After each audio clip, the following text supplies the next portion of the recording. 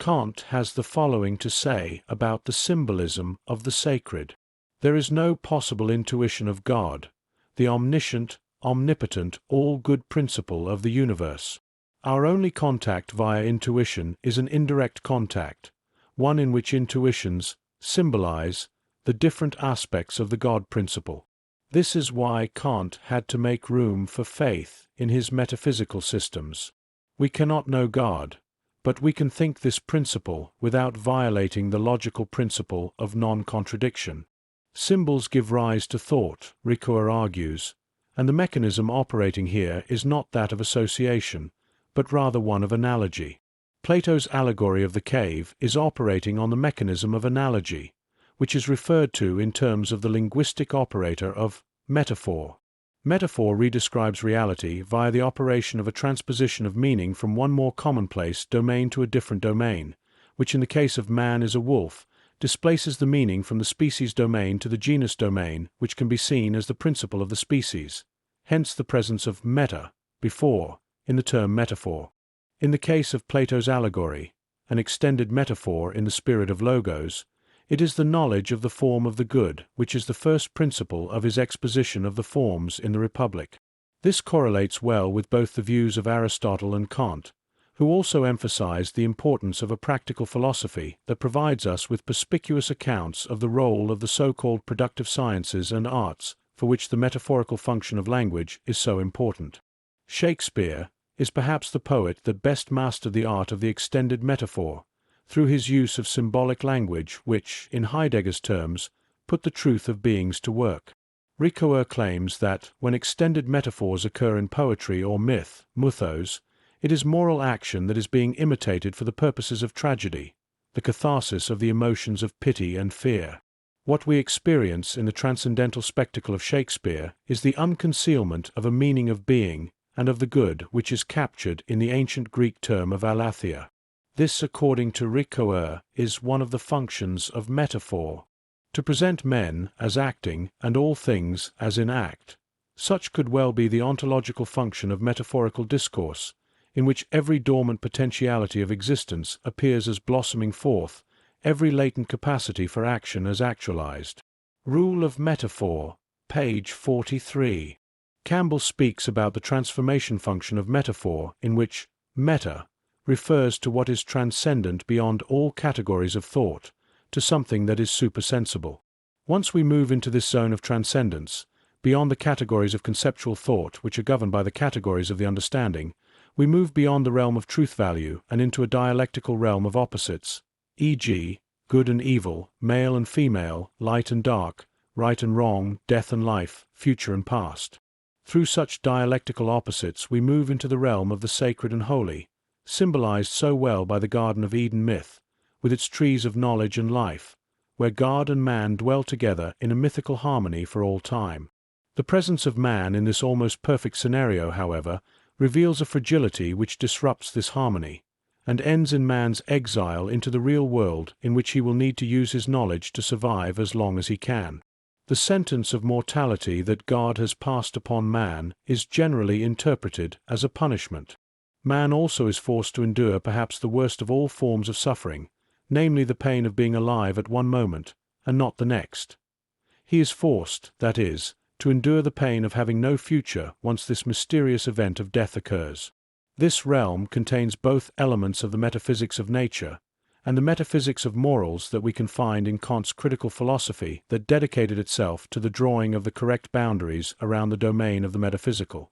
Myth by means of metaphor and symbolism attempts to say what lies in the region Anaximander called apeiron, where we can find space, time, matter, and continuous change. Campbell claims that poetry and mythology originated with the muses of the ancient world. The ancient proclamation to know thyself is related to the conviction that there is something divine and infinite within us, which is capable of transcending our finite bodies, living in a finite world for a finite time. This something, Campbell argues, is consciousness, which can in principle watch disinterestedly as the parts of the body that is the vehicle of consciousness fall asunder. This might explain why primitive man buried people with their weapons, because they belong to the part of a man that can never die. animals for Neanderthal hunters, were a sacred symbol of life, and revered for their life-giving and sustaining power. Indian tribes in America, Campbell claims, addressed animals as a thou, and worshipped animal spirits. Rituals were also created for the purposes of concretely manifesting the meaning of the words of the myths.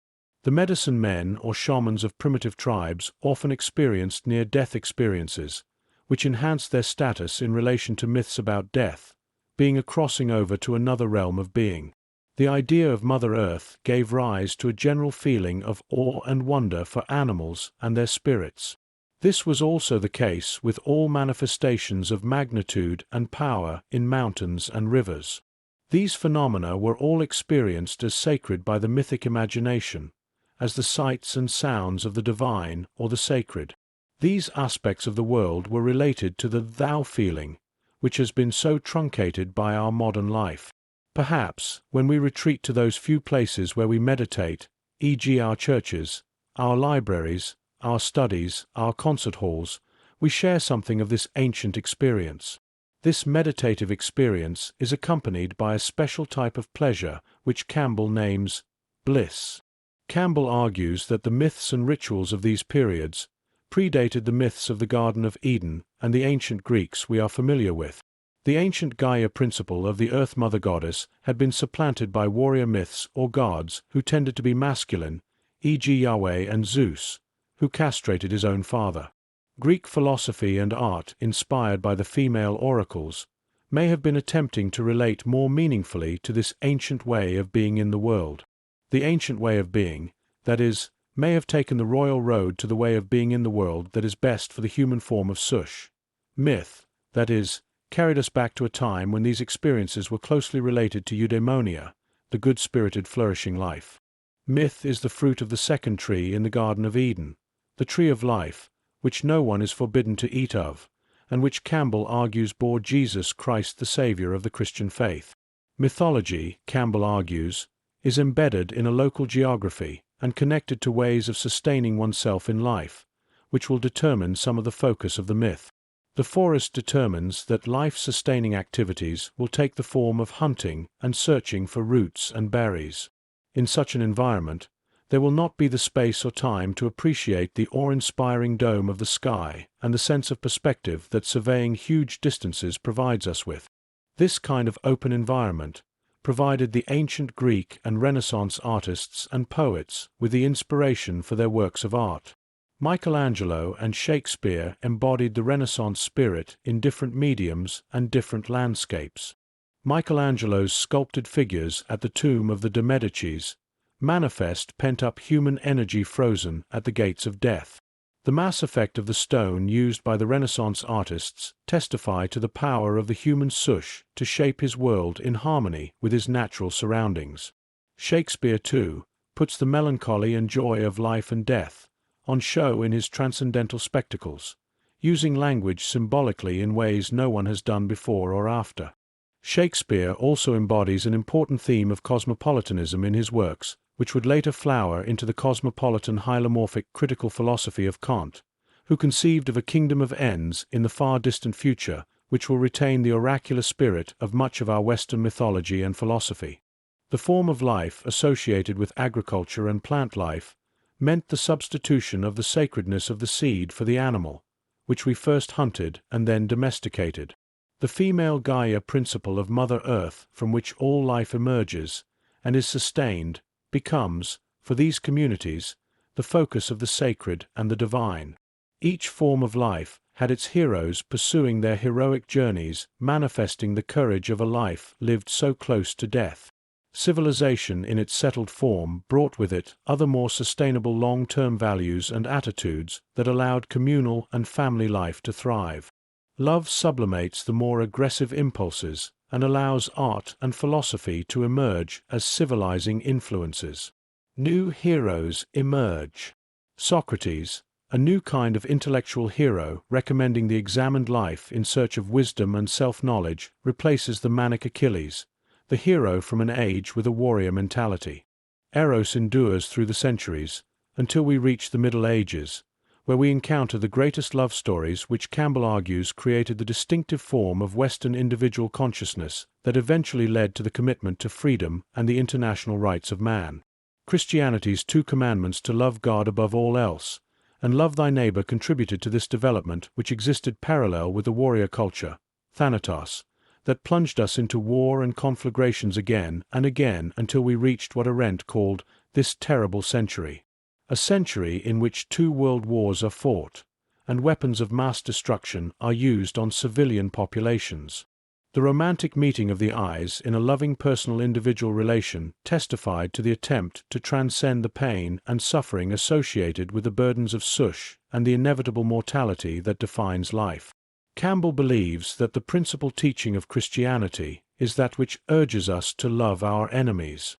Involved in such a sacrificial form of life is a deliberate acceptance of suffering, which Freud thought was beyond our idea of what was rational. Jesus on the cross is, of course, the supreme or inspiring sacrifice, urging us to embrace this form of life. Jesus so loved his Father and mankind that he was prepared to sacrifice his life for the cause of the future of man, a message which, if universally embraced, would end all war and conflict. Such, however, was the power of the parallel male-dominated warrior culture, that crusades and wars were paradoxically fought under the sign of the cross, the sign of the tree of life. The Virgin Mary manifests the importance of the ancient female Gaia principle, and for Campbell the most interesting of the Gospels is that of the Greek apostle Luke, in which it is maintained that the kingdom of the divine is within us. This reflection also requires, however, the accompanying Gnostic reflection of Thomas, that the kingdom of God does not lie in the future, but rather is all about us. The Christian rituals of prayer and meditation in peaceful churches help to keep this spirit of Eros alive within us. The Old Testament Yahweh, who breathes life into the earth, is not present in the earth, as is the female forms of the divine in accordance with the Gaia principle. For Campbell, all the above different forms of divinity are to be conceived of as the masks of eternity, all our names for, and images of God, and underlying the mask is the transcendental form-giver that we cannot know directly either via our senses or via our categorically based knowledge. We can, in accordance with Kantian critical philosophy, think about these form creators without contradiction, and this allows us the space to retain the wisdom incorporated in our earlier myths. A myth, for Campbell, is an extended metaphor for what lies beyond the visible world, and he refers to Hindus that do not see much of the kind of religion they are familiar with in our Christian writings. Our Western view, that God is the source that is not present, is very different to primitive thinking, where the sacred and the divine is manifested in the powers we experience that fill us with awe and wonder. Campbell himself claims that he is not a man of faith, but rather someone who grounds their reflections in experience, which accords well with the American philosophies of pragmatism, William James, and instrumentalism, Dewey.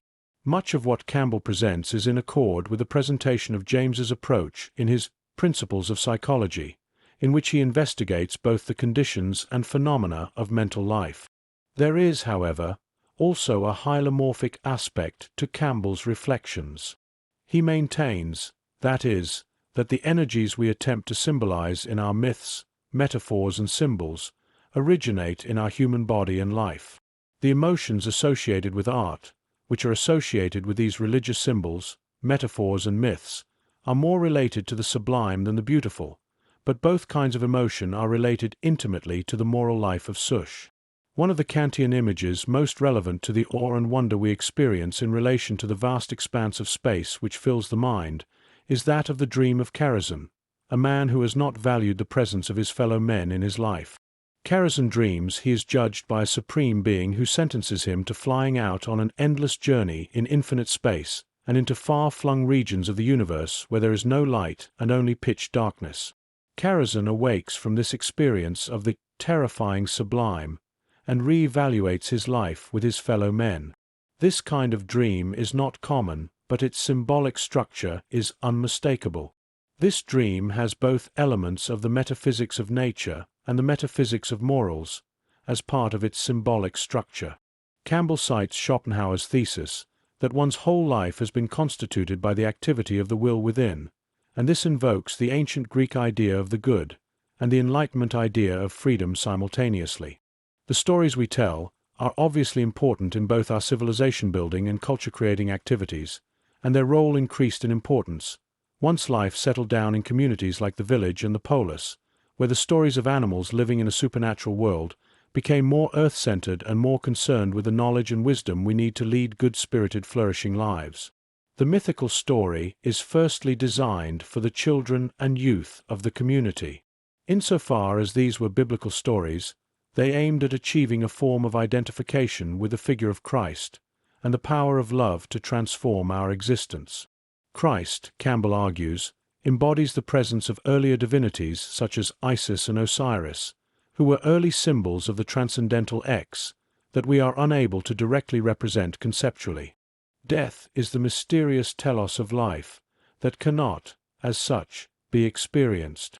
In that sense, the analogy of sleep with death that Socrates invoked was a good one. I can experience falling asleep and awakening from sleep, but not sleep itself. Similarly, I can experience dying, but not death itself. Both death and sleep lie at the boundaries of our experience, recalling the reflections of the early Wittgenstein, also influenced by Schopenhauer, that all important matters relating to the self lie, not in the world, waiting to be experienced, but rather at the boundary of the world, in a manner similar to the way in which the organ of the eye is not in the visual field, but lies outside its scope. Campbell cites the evidence of burial rituals during the period of Neanderthal man, which testify to the existence of the question, what happens to the self after death? The Neanderthals were hunters, and perhaps to them the animal was a messenger or gift from the divinities they believed in. The cave paintings from Lascaux also testified to the awe and wonder relating to animals, occurring as they did, not in areas of habitation, but in areas reserved for other purposes. Caves also carry the symbolic power of the womb of the earth, which is responsible for all life. Rituals relating to the initiation of adolescence into the life of the adult have been transformed in modern life, where the transformation occurs much later over a longer period, thus emphasizing the importance of the Freudian observation that human sush must endure a long childhood on the road to a state of maturity which may never in fact occur. The shamans of primitive tribes were the equivalent to our priests, and if they were the painters of the cave paintings, perhaps they were also assuming the role of early artists. Modern artists ought to be our modern myth-makers, and they too have catharsis on their agendas, seeking to purge feelings of pity and fear, and transform the self into an agency that knows and understands itself. Each of us, Campbell argues, is a manifestation of the transcendent power or energy that we cannot fully comprehend, but seek to know as much as we can about. For the primitive form of consciousness embodied by the Native American Indians, our modern life is an enigma, and our actions are mysterious. When, for example, an American president offered to buy their land, they were filled with consternation. How, they wondered, can one temporarily possess what is sacred and has given rise to one's own existence? Why does the white man spoil the landscape with poles transporting talking wires from place to place? To them our actions seem to lack the real motivation that comes from acknowledging the power and energy of sacred forces. What they appear to misunderstand is the transformation that accompanied our own transition from hunting to agriculture, where the death of a plant is not as absolute as the death of an animal. Cut down a plant, e.g. the vine, and new growths emerge. With this new form of life came a new and different appreciation for life. The perspective we have of life changes in many ways, and unexpected associations emerge, such as the tight relation between begetting future generations and one's own death. The present generation has to make great heroic sacrifices for the coming generations. One learns in this process to grow old gracefully and watch one's own disintegrating powers without comment or complaint. The eyes, Campbell argues, are the scouts of the heart and seek out what they desire. True love, that is born from the heart and the eyes. These organs are the focus of the romantic artists and poets, the inheritors of the ancient power of Eros, cleansed of the lusts and appetites of the body, via knowledge of the Platonic form of the good. This, Campbell insightfully argues, is the birth of our modern Western idea of conscious individualism. The Cupid of the Middle Ages becomes a mischievous figure with a glint in his eye, and the erotic meeting envisaged by these troubadours was one of the intimate meeting of eyes between two persons. This new mode of interacting was contrary to both the tradition of arranged marriages and the ecclesiastical idea of love, which was bound up with religious prohibitions and inhibitions. Love was portrayed by Shakespeare as the sickness that physicians could not cure. Here we encounter the ideal of one person, so important in psychoanalysis, opening up and unburdening their heart to another. The legend of the Holy Grail is a part of this era of fantasy in which it was imagined that Satan and God were at war with each other. The Grail, like the fire of Prometheus, was delivered to man by a neutral angel and signifies man's spiritual potentialities, which really cannot be symbolized by any one kind of physical object. God certainly did not love his enemy Satan, but apparently suggests man do what he could not. In this world of the imagination, there is evidence of the operation and reconciliation of Heraclitean opposites, such as love is both joy and pain. Love is the pain of being truly alive. In this mythological world, there appears to be reference to forms of consciousness which meditates on the mystery of the source and nature of being. On the Gaia principle, space and time are the sensible conditions which allow goddesses to emerge.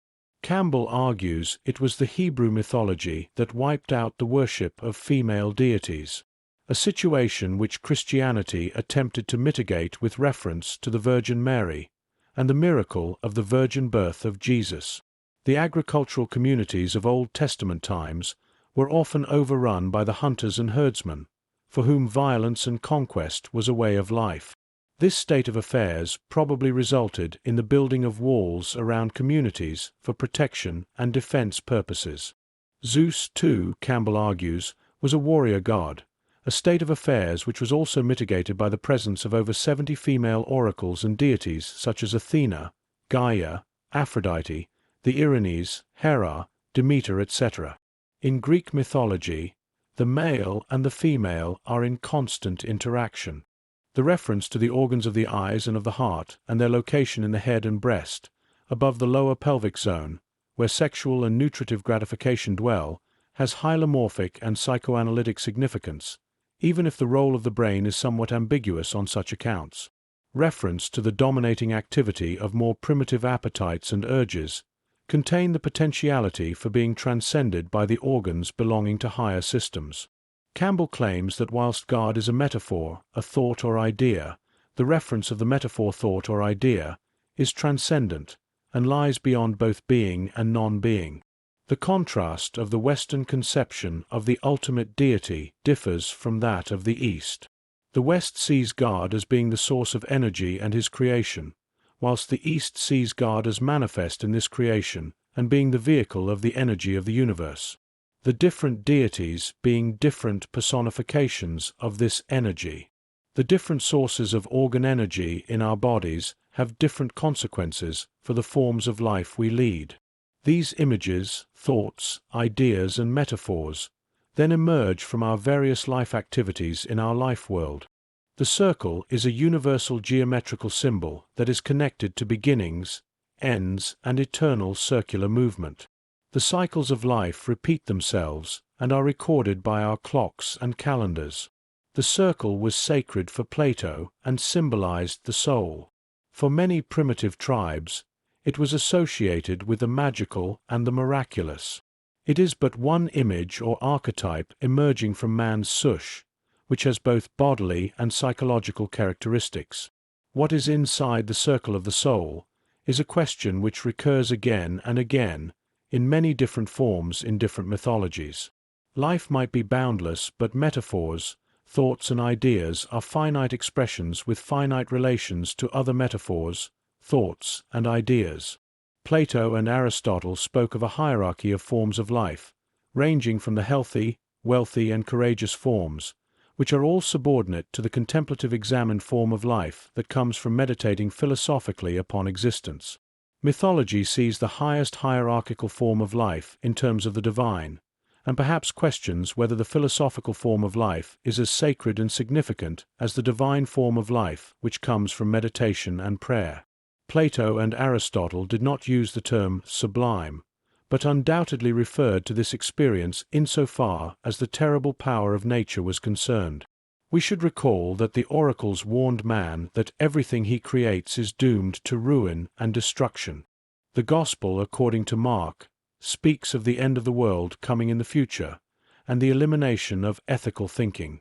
The Gnostic Gospel of Thomas, on the other hand, claims that the kingdom of heaven is all around us, and this thought is certainly echoed in Kant's cosmopolitan kingdom of ends.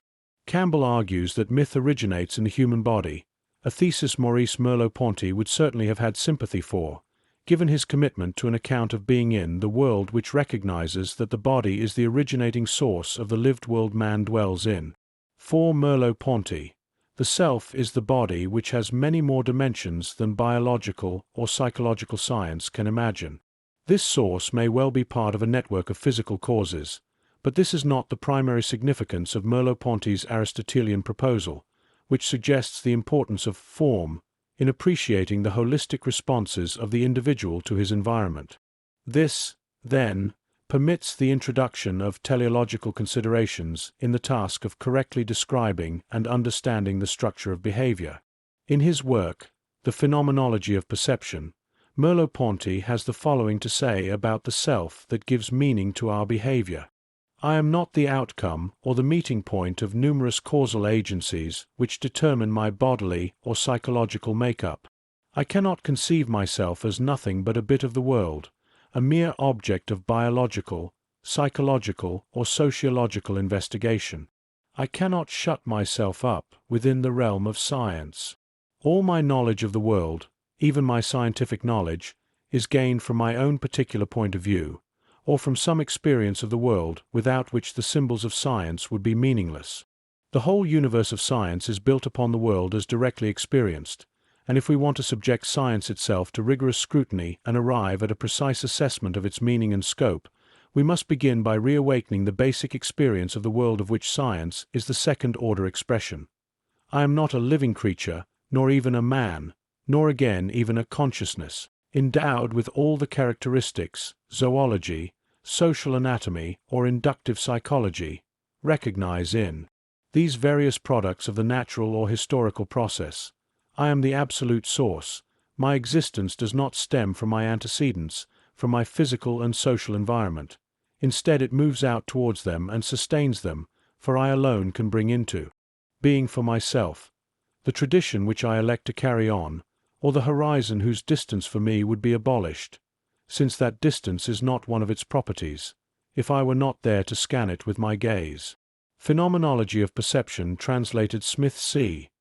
London, Routledge, 1962, page 9. I am not the outcome or the meeting point of numerous causal agencies which determine my bodily or psychological makeup. I cannot conceive myself as nothing but a bit of the world, a mere object of biological, psychological, or sociological investigation. I cannot shut myself up within the realm of science. All my knowledge of the world, even my scientific knowledge, is gained from my own particular point of view, or from some experience of the world without which the symbols of science would be meaningless. The organs of the eyes and the heart referred to by Campbell may well be understood by biological and medical science in terms of a network of causal agencies, and no one wishes to deny the validity of the scientific point of view for certain human purposes.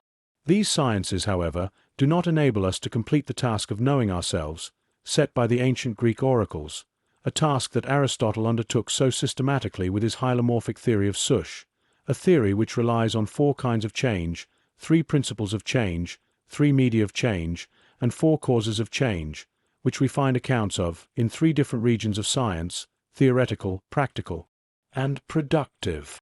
Our psychological form is complex, but it is, both for Kant and for ancient myths, the self-causing source of the metaphors, thoughts, and ideas we have about our being in the world and our life worlds. Our human form of Sush certainly is, in its turn, caused to come into being by both the kinds of organs we possess and their configuration, which has in its turn caused, in the fourfold sense conceived of by Aristotle, the forms of life that flow from such a configuration. Such a being, according to Aristotle, is a rational animal capable of discourse. Our animal origins, however, were significantly transformed with our bipedalism, which lifted our eyes upwards to see the horizon and the dome of the sky above. One consequence of this change was that the sense of smell was relegated to a subsidiary place in the hierarchy of the senses. Yet the primary shift in our sensory-motor systems was, in regard to the motor function of speech, which, of course, is intimately related to the sensory event of recognition insofar as our encounter with objects is concerned.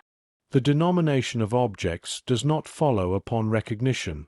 It is itself recognition. When I fix my eyes on an object in the half-light and say, "It is a brush," there is not in my mind a concept of a brush, under which I subsume the object, and which moreover is linked by frequent association with the word brush, but the word bears the meaning, and by imposing it on the object, I am conscious of reaching that object. As has often been said, for the child the thing is not known until it is named. The name is the essence of the thing, and resides in it on the same footing as its color and its form. For pre-scientific thinking, naming an object is causing it to exist or changing it. God creates beings by naming them, and magic operates upon them by speaking of them. Page 206. When we are speaking, moreover, Merleau-Ponty claims, our speech is our thought. It occurs because we know how to use the words we are speaking, and we know how to use our articulatory organs. My utterances are gestures expressing intended meanings. All motor behavior is transcendent of the biological body in this respect, when it is intentional and meaningful. It is not the soul but the body that speaks and behaves. My body, however, is not an object composed of organ systems and limb configurations, but rather a lived presence, which follows the special logos of Sush.